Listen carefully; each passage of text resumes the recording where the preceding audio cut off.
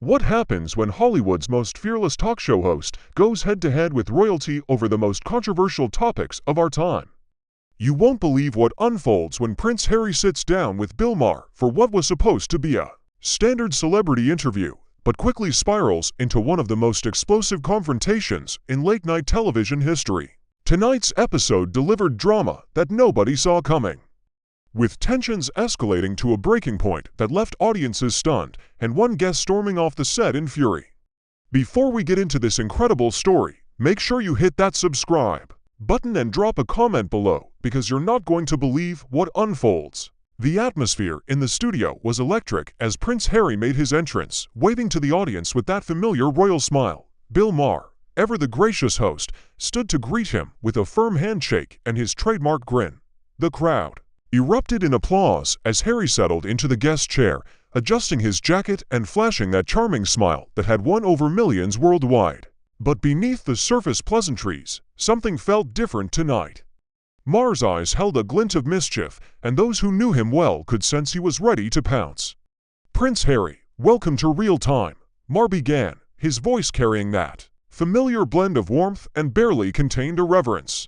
"I have to say, it's not every day we get actual royalty on the show. Though I suppose in America we're all about overthrowing monarchies, right?" The audience chuckled, but Harry's smile flickered for just a moment. "Well, Bill, I think you'll find I'm not exactly your typical royal these days," he replied, his British accent crisp and confident. "I've been living the American dream, as they say." Maher leaned back in his chair, already sensing an opening. "The American dream?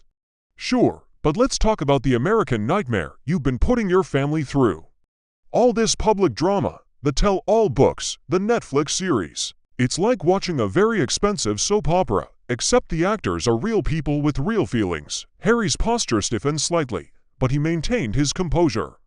"I think there's been a lot of misunderstanding about what Meghan and I have been trying to accomplish. We're simply trying to tell our truth and create positive change in the world." "Your truth," Maher repeated, emphasizing the words with air quotes. "See, that's where you lose me, Harry. There's not your truth and my truth. There's just the truth. And the truth is, you've been airing your family's dirty laundry in public for years now, making millions off of it while simultaneously claiming you want privacy." The audience fell silent, sensing the shift in tone. Harry's jaw tightened, and he leaned forward slightly. "With respect, Bill, I don't think you understand the full context of what we've been through. The media harassment, the racism my wife faced, the complete lack of support from the institution." "Oh, here we go," Maher interrupted, his voice rising with passion. "The racism card. Look, I'm not saying racism doesn't exist. Of course, it does, but you married into the most traditional centuries-old institution on the planet. And then you act shocked when they don't immediately bend to your every whim. It's like joining the Marines and then complaining about the uniform." Harry's face reamed, and his voice grew sharper. "This isn't about uniforms, Bill. This is about my wife being driven to the point of having suicidal thoughts because of the treatment she received. This is about our son's security being taken away because we dared to step back from duties that were destroying our mental health. Merton backed down, and I'm sorry about that. I really am. Mental health is serious business. But let's be honest here. You've turned your pain into a brand. You've got book deals, streaming deals, speaking engagements. You're literally profiting off of your family drama while claiming to be victims." The tension in the studio was palpable. Now, audience members shifted uncomfortably in their seats, and even the camera operators seemed to sense they were witnessing something extraordinary. Harry's hands clenched into fists on his lap, and his voice carried a dangerous edge. "You think this is about money?" Harry asked, his voice low, but filled with barely contained anger. "You think I want you to leave everything I'd ever known? Walk away from my family, my country, my duties for a paycheck? I think," Maher said, leaning forward with the intensity of a prosecutor making his closing argument, "that you've been manipulated by people who saw dollar signs when they looked at you. I think you've been convinced that your family is the enemy when they're probably just trying to preserve an institution that survived for 1,000 years." Harry shot to his feet, his chair scraping against the floor. "Don't you dare bring my wife into this. Don't you dare suggest she manipulated me. You don't know her. You don't know us. And you certainly don't know what we've been through. Maher remained seated, but his voice grew louder, more defiant. I know what I see, Harry. I see a man who had everything: respect, purpose, a role in history, and threw it all away because he couldn't handle the pressure. And now you're trying to rewrite history to make yourself the hero of your own story. The audience was dead silent now. The usual laughter and applause replaced by an electric tension that seemed to charge the very air. Harry stood there towering over Maher, his chest heaving with barely controlled fury. His hands trembled slightly, and those close enough could see the veins in his neck standing out prominently. You want to know about pressure? Harry's voice was now a dangerous whisper that somehow carried to every corner of the studio. Let me tell you about pressure. Pressure is walking behind your mother's coffin at 12 years old while the world watches. Pressure is having every relationship, every mistake, every human moment scrutinized and twisted by people who've never lived a day in your shoes. Maher's expression softened for just a moment, but then his combative instincts kicked back in. And I'm sorry for that loss, Harry. I really am. Diana was extraordinary. But you're not honoring her memory by tearing down everything she worked within the system to change. You're burning it all down and walking away. Harry's eyes flashed with something dangerous. Don't you dare invoke my mother's name to justify your ignorance. She would have understood exactly why we had to leave. She would have supported us getting away from the same institution that failed to protect her. The confrontation was reaching a fever pitch, and everyone in the studio could feel it. This was no longer a talk show interview. This was a battle of wills between two men who refused to back down.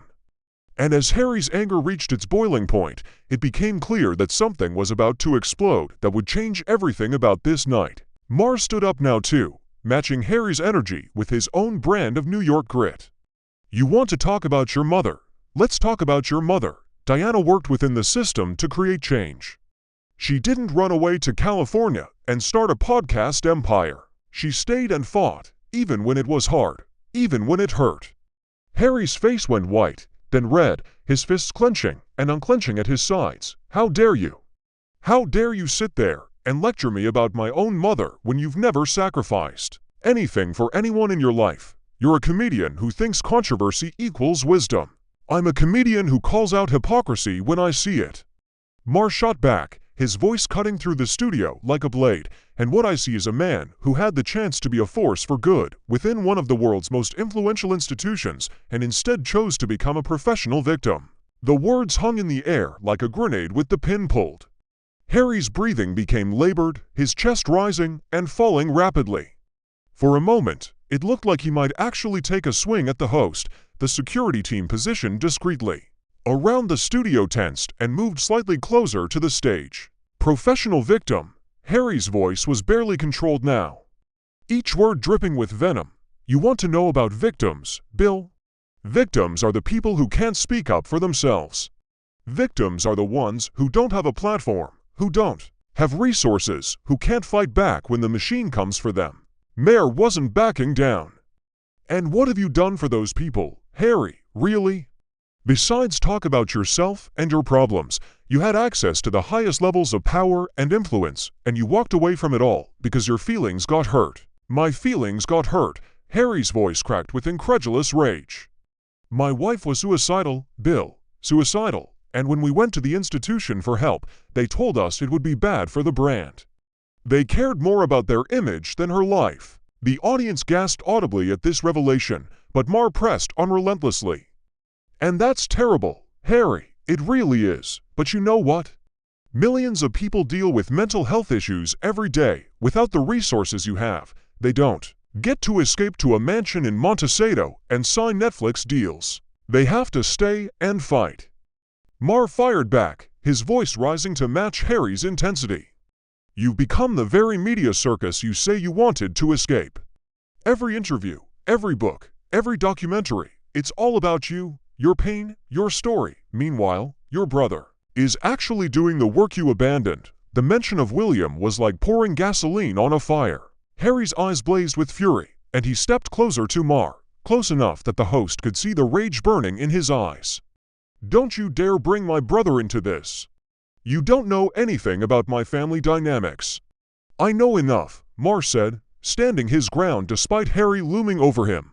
I know that he's carrying the weight of the crown while you're carrying the weight of your grudges. I know that he's preparing to be king while you're preparing for your next publicity tour. Harry's voice dropped to a dangerous whisper that somehow carried more menace than his shouting.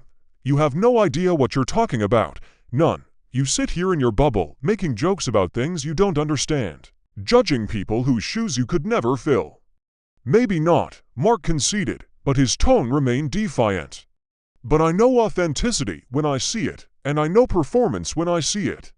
And everything you've done since leaving the royal family has been one long, expensive performance. The studio fell into an eerie silence as the two men faced off, neither willing to back down. Harry's hands were shaking now, whether from anger or adrenaline. It was impossible to tell. Maher stood perfectly still, his jaw set, his eyes locked on Harry's. You want authentic? Harry's voice was barely above a whisper now, but it carried the weight of years of suppressed anger. Here's authentic. Every day I wake up knowing that I made the hardest decision of my life to protect my family. Every day I live with the knowledge that I'll never have the relationship with my father and brother that I want because I chose my wife and children over an institution that would have destroyed us. Maher's expression soft and slightly, but his voice remained firm. And that's noble, Harry, it really is. But you can't have it both ways. You can't claim you want privacy while courting publicity. You can't claim you want to heal relationships while publicly attacking your family. You can't claim you want to move forward while constantly relitigating the past. I'm not attacking my family, Harry protested, but his voice lacked conviction. I'm telling my truth about what happened. Your truth, Maher repeated again, shaking his head. There's that phrase again. Look, Harry, I get it. You're angry. You feel betrayed. You feel like the system failed you, but at some point, you have to stop being the victim and start being the solution. Harry's face contorted with frustration and pain. You think I haven't tried to be the solution? You think I haven't spent every day since leaving trying to figure out how to use my platform for good, but every time I speak up about anything, mental health, social justice, the environment, people like you reduce it to family drama because that's what you keep making it about. Maher shot back. Every interview, every speech, every project somehow comes back to your grievances with the royal family.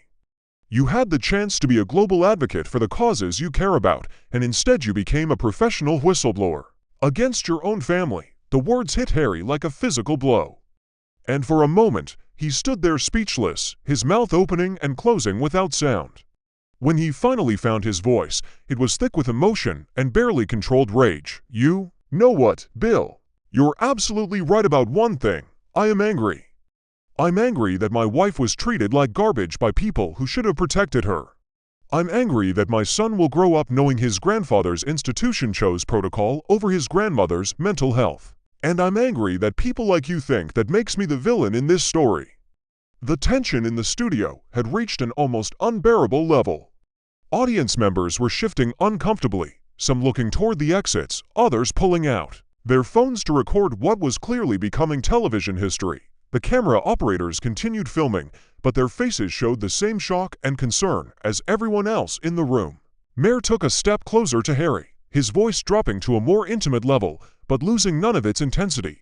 I don't think you're the villain, Harry. I think you're a man who's been through hell and is trying to make sense of it, but I also think you're letting your pain turn you into something you don't want to be. Harry's eyes glistened with unshed tears, but his voice remained steady and dangerous. And what's that, Bill? What am I becoming? Someone who's more interested in being right than being happy, Maher replied quietly. Someone who's more interested in winning the argument than winning back the relationships that matter. The words hung in the air between them, and for a moment, it seemed like the confrontation might de-escalate. But then Harry's face hardened again, and his voice turned cold. You want to know what I'm becoming, Bill? I'm becoming someone who doesn't need your approval or the media's approval or anyone else's approval to know that I made the right choice for my family. And if that makes me the villain in your story, then so be it. The battle lines were drawn, and both men knew there was no going back from this point. Maher circled around his desk, his eyes never leaving Harry's face. You know what your problem is, Harry? You think being right is more important than being effective. You think moral superiority is a substitute for actual accomplishment. Harry's Laugh was bitter and hollow. Accomplishment. What would you know about accomplishment? You've spent your entire career making jokes about other people's lives while contributing nothing of substance to the world. I've spent my career holding powerful people accountable. Maher fired back, his voice rising again, including spoiled princes who think their personal trauma gives them the right to destroy centuries of tradition. Spoiled. Harry's voice cracked with incredulous fury. Spoiled. You think losing my mother at 12, serving to tour in Afghanistan, and watching my wife nearly die from the pressure of royal life makes me spoiled? Martin flinched. I think having every advantage in life and then complaining about it to anyone who will listen makes you spoiled. I think having access to platforms that most people can only dream of and using them primarily to settle personal scores makes you spoiled. Harry began pacing like a caged animal, his hands running through his hair in frustration. You want to talk about platforms? Let's talk about platforms. You have a platform right here every week to discuss real issues. Climate change, social justice, mental health awareness, but instead you choose to spend your time attacking people who are actually trying to make a difference, making a difference. Maher's voice dripped with sarcasm. Is that what you call it? Because from where I'm sitting, it looks like you're making a fortune off your family's misery while pretending it's activism. The accusation hit Harry like a physical blow. His face went pale, then flushed red with rage. You think this is about money? You think I wanted any of this? I had a life, Bill. I had a purpose. I had a family that I loved, even with all its flaws, and I gave it all up because staying would have killed the woman I love. And I respect that sacrifice, Maher said, his tone becoming more serious. But what I don't respect is the way you've weaponized that sacrifice. Every interview, every book, every documentary is another grenade thrown at your family, and you justify it all by claiming you're helping people. Harry stopped pacing and turned to face more directly, his eyes blazing with fury. You want to know who I'm helping? I'm helping every person who's ever felt trapped in a toxic situation and been told they have to stay because of duty or tradition. I'm helping every person who's ever been told that their mental health doesn't matter as much as appearances. And you could have done all of that without burning bridges with your family, Maher countered. You could have been a voice for change from within the system instead of a voice of destruction from outside it. Harry's composure finally shattered. Completely. The system doesn't change from within, he screamed, his voice echoing off the studio walls. I tried for years to change it from within. I begged them to modernize, to adapt, to show compassion, and they chose their precious protocols over human lives every single time. The audience sat in stunned silence, some covering their mouths. In shock, this was beyond anything they had expected to witness. Maher stood his ground, but even he seemed taken aback by the raw emotion pouring out of Harry. So you ran away, Maher said quietly. But his words carried like a thunderclap in the silence. When things got tough, when the fight got hard, you ran away to America and started a new life funded by telling the world how terrible your old life was. Harry's eyes filled with tears of rage and frustration. I didn't run away. I made a choice, the hardest choice of my life. I chose my wife and children over an institution that would have destroyed them. And I'd make that choice again, 1,000 times over. Even if it meant your children will grow up not knowing their grandfather, their uncle, their cousins. The question hung in the air like a sword, over Harry's head. For a moment, his anger seemed to deflate, replaced by something that looked like profound sadness, but then his jaw set again, and his voice turned cold and determined. My children will grow up knowing that their father chose love over duty, authenticity over appearance, and truth over tradition. They'll know that when it mattered most, I protected them instead of sacrificing them to an institution that cares more about its image than its people. Maher shook his head slowly. And they'll also grow up knowing that their father chose public revenge over private reconciliation. They'll know that he turned family pain into entertainment for the masses. That's enough, Harry said, his voice deadly quiet. You've crossed every line there is to cross tonight, Bill. You've questioned my motives, my marriage, my love for my children, and my respect for my mother's memory. But I won't sit here and let you rewrite history to make me the villain. I'm not rewriting anything, Maher replied, his own voice growing quieter, but losing none of its intensity. I'm just pointing out that victims don't usually get multi-million-dollar deals for being victims. Heroes don't usually profit from their heroism. And people who claim to want privacy don't usually give tell-all interviews every few months. Harry stood there for a long moment, his chest heaving, his hands trembling with barely contained rage. The studio was so quiet you could hear the hum of the cameras, the nervous breathing of the audience, the tick of the clock on the wall. "You know what, Bill?" Harry said finally, his voice eerily calm. "You're absolutely right about one thing. I am angry. I'm angry that my wife was treated like garbage.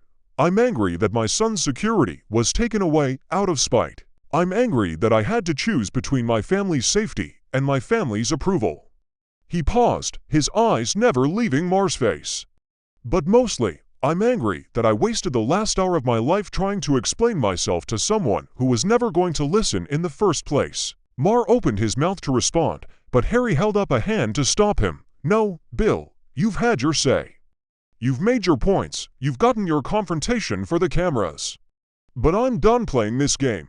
Harry began unhooking his microphone, his movements sharp and deliberate. "You want to know what my mother would think about all this? She'd think it was tragic that her son had to choose between his family's love and his family's survival.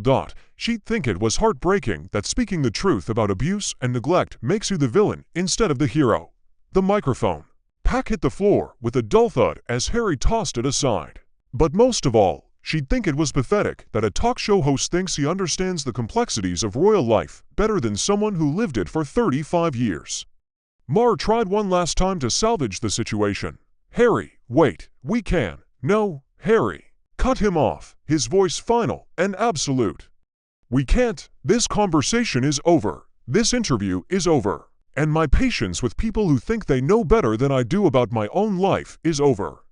Harry turned toward the studio exit, then paused and looked back at Maher one final time. "You know what the real tragedy is, Bill? You had the chance to have a real conversation tonight about mental health, about institutional reform, about the courage it takes to choose love over legacy.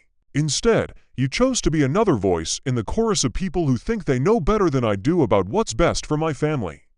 With that, Harry Windsor turned and walked toward the exit, his shoulders straight, his head held high. The audience watched in stunned silence as he strode past the cameras, past the production crew, and out of the studio. Without looking back, Maher stood alone on the stage, watching the door close behind his departed guest. The studio remained silent for several long moments before he finally turned to face the cameras, his expression unreadable.